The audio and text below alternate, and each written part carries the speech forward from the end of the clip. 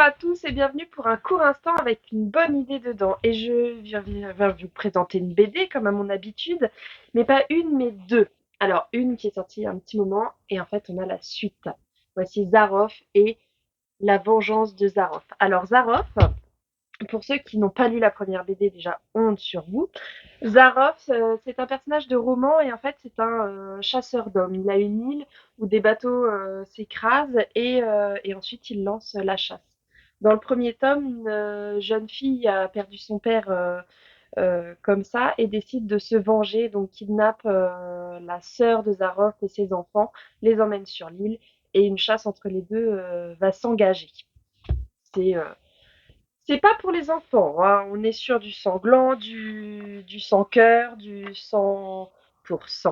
Voilà. Non,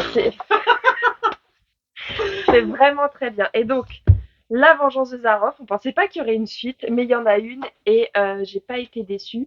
Donc Zaroff, bon bah du coup, pas de surprise, il a survécu, je vous spoil un peu, mais de toute façon, vous auriez dû lire le tome 1. Zaroff vit aux États-Unis dans une maison, il est caché et en fait il est recherché par l'armée américaine. On est en pleine Seconde Guerre mondiale et on cherche à créer la bombe nucléaire, enfin être les premiers à le créer.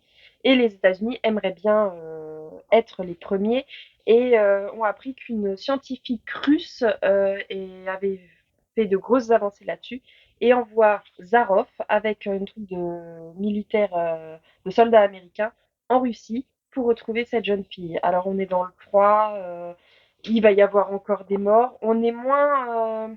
Il y a encore si cet esprit de chasse et de chasse à l'homme avec un soldat allemand aussi. C'est bah, tout aussi bien que le premier. Je vous dirai pas si Zaroff survit. Vous le saurez peut-être dans le troisième, s'il y a un troisième, mais je ne sais pas. En tout cas, voilà, Zaroff, la vengeance de Zaroff, franchement, très très bien. À bientôt!